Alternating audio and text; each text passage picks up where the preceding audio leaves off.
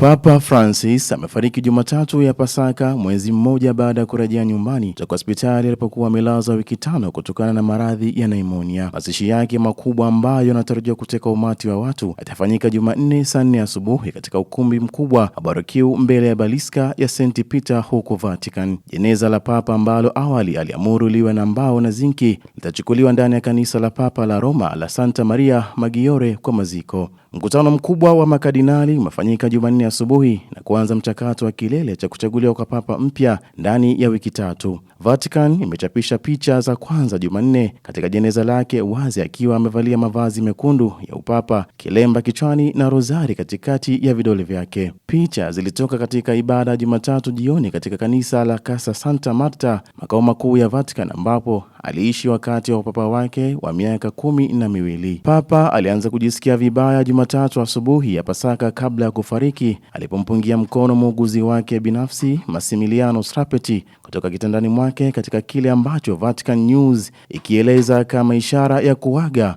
Duru kutoka taifa hilo dogo kuliko yote duniani zimeeleza Jumapili Papa alimshukuru Srappetti kwa kumtia moyo hadi safari yake ya mwisho ya St. Peter's Square. Rambirambi zimemiminika kutoka kote ulimwenguni zikimtaja Papa Francis kwa mwanamageuzi wa kiliberali aliyochukua nafasi baada ya kujiuzulu kwa Papa Benedikti wa 16 mwaka 2013. Rais wa Marekani Donald Trump alikuwa miongoni mwa viongozi wa kwanza kuthibitisha kuhudhuria mazishi hayo, ingawa Papa Francis alikosoa hatua za kufukuzwa kwa wahamiaji.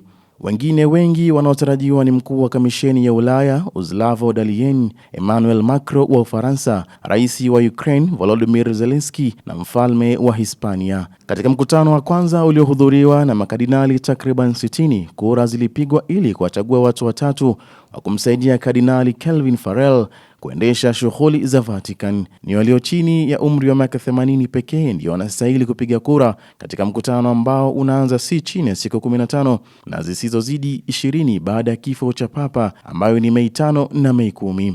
Uvumi tayari unaongezeka kuhusu nani atachukua hatamu kutoka kwa Francis, ambaye alikuwa papa wa kwanza kutoka Amerika na mjasuti wa kwanza. Answari Msangi.